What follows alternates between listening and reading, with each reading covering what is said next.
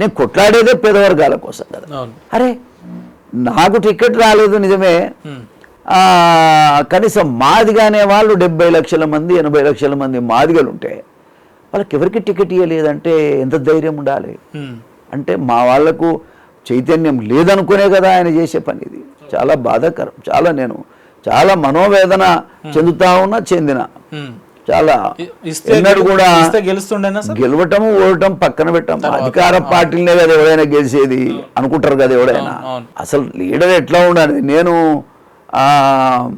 నా జీవితంలో ఎన్టీ రామారావు గారి దగ్గరికి కూడా నేను తలుపు తెరుచుకొని లోపలికి పోయేది. ఆ కాలంలో యంగ్ మ్యాన్, ఎస్, అంత గౌరవం ఇచ్చేది. చంద్రబాబు నాయుడు గారి దగ్గర కూడా నేను ఎక్కడ ఒక నిమిషం కూర్చున్న దాఖలాలు లేవు. ఇదంటే పార్టీపరంగా నా పనులు చేసుకుంటూ పోయేది. బట్ ఈయన 6 గంటలు నన్ను కూర్చుని పెట్టి మాట్లాడకుండా వెళ్ళిపోయింది. అంటే ఏదో మనసులో కసి. ఈ వర్గాలంటే కసి ఉంది. మాదిగోళ్ళు అంటే వ్యతిరేకి. వాస్తవంగా బీసీలకు కూడా వ్యతిరేకి. ఒక్క బీసీ అన్న పార్లమెంట్ పోయిందా ఆయన నాయకత్వంలో?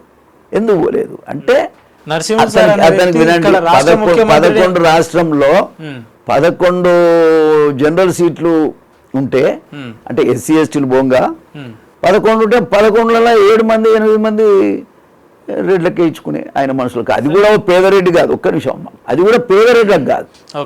రిచ్ ఎవరైతే 10,000 కోట్లు 1000 కోట్లు ఉన్నోడికి టికెట్లు అమ్ముకొని వాళ్ళకు అలా కులస్తులకు ఇచ్చుకున్నట్టుంది, పైసలు తీసుకున్నట్టుంది.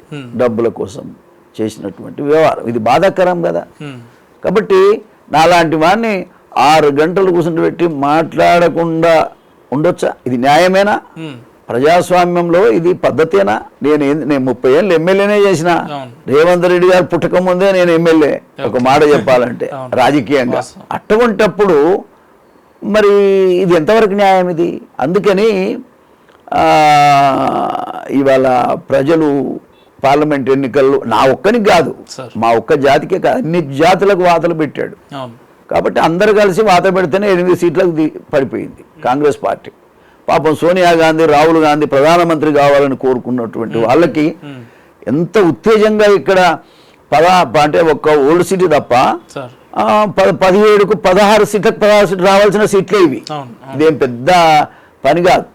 నియతి లేక, నిజాయితీ లేక, మాట మీద నిలబడక, 6 నెలల్లోనే ఆయన మాట మీద ఎవరికి నమ్మకం లేక ఇవాళ బీజేపీ కూడా 8 మంది ఉన్న ఎమ్మెల్యేలు ఉన్న వాళ్లకు 8 సీట్లు, 64 మంది ఉన్నటువంటి కాంగ్రెస్కి 50 సీట్లు. బాగా అనిపిస్తుంది కదా పార్టీలో మనం లాంటి వాళ్ళం ఉండి ఇది ఏం పద్ధతి అనేటువంటిది. కాబట్టి రేవంత్ రెడ్డి గారికి చిత్తశుద్ధి లేదు. ఆయనకు పరిపాలన చేయాలి, ముఖ్యమంత్రి కొనసాగాలి, అంతేగాని ఏది జరగదు. ఎందుకు ఇవాళ నిరుద్యోగులు రోడ్డు మీదకి వచ్చారు? ఏమన్నా బుద్ధి ఉందా? వాళ్ళు అడిగే దాంట్లో ఏమన్నా సమస్యలు ఉన్నాయా? వాళ్ళు అడిగేది ఏంటి? న్యాయమని. అది కూడా అదేమి కాని పనులు కావు. ఒక మాట, ఇప్పుడు గ్రూప్ 2 గ్రూప్ 3 అనేది పోస్ట్ చేయమంటున్నాడు, పెంచాలి, కొంచెం పోస్ట్ పోన్ చేయాలి అని చెప్తున్నాడు. నష్టం ఏంది? ఇంకా నువ్వు చేసేది ఏంది?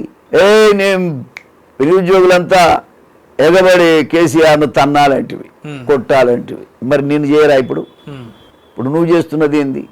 6 నెలలు అయింది, ఒక్క నోటిఫికేషన్ ఇవ్వైతే, ఒక ఉద్యోగం ఇవ్వైతే. ఆ కేసీఆర్ ఇచ్చిన 30,000 ఉద్యోగాల సర్టిఫికెట్ల వరకే ఆయన ఇవ్వగలిగింది తప్ప ఆయన ఇచ్చినవి కావు అవి, జాయినింగ్ ఆర్డర్స్ మాత్రం. అంతే. అవన్నీ కేసీఆర్ ఇచ్చినాయి కదా.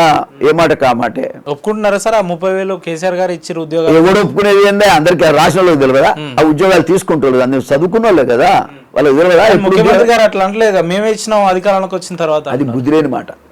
ఆ మాట ఎవరు నమ్మాలి? ప్రజలు కూడా యాక్సెప్ట్ చేయాలిగా. ప్రజలు కూడా ఇప్పుడు ఉద్యోగస్తులు కూడా యాక్సెప్ట్ చేయాలి, నువ్వు నేను కూడా యాక్సెప్ట్ చేయాలి. మరి యాక్సెప్ట్ చేస్తామా? మన ముఖ్యమంత్రి గారు ఇస్తే మంచిదే. మరి ఏది 2 లక్షల ఉద్యోగాలు ఇస్తాను, ఒక సీట్ ఇప్పటిదా ఒక ఉద్యోగం కూడా. ఒక చిన్న విషయం, అవతల 3 రోజులు కాలేదు ముఖ్యమంత్రి ఎవరు, నారా చంద్రబాబు నాయుడు గారు. ఆయన మెగా డిఎస్సికి 16,000 పోస్టు వెంటనే అనౌన్స్ చేసినాడు, నోటిఫికేషన్ ఇచ్చినాడు, రిక్రూట్మెంట్ జరుగుతూ ఉంది. పెన్షన్లు 4,000 రూపాయలు ఇస్తానని చెప్పాడు. 2 నెలల ముందు ఏవైతే బకాయిలు ఉన్నాయో 2 నెలల నుంచి ఇయ్యలే ఎన్నికల గొడవలో, ఆ 2 నెలలు కూడా కలిపి 7,000 ఇచ్చినాడు. 4,000 కూడా ఇమీడియట్ గా ఇస్తున్నాడు. ఇక్కడ ఏం జరిగింది? ఒక్క స్కీమ్ అన్న అమలైందా? కాలేదు. ఏ ఒక్క స్కీమ్ అమలు జరగలేదు. ప్రజలంటే లెక్కలేనితనం రేవంత్ రెడ్డి గారికి. ఇవ్వకపోతే కూడా ఏమవుతుంది, ఇస్తే నేను ముఖ్యమంత్రి అయ్యా కావాలనుకున్నా ఆయన తిట్టే ఆయన తిడతా ఉంటే అయితే అనుకుంటున్నా ఆయన.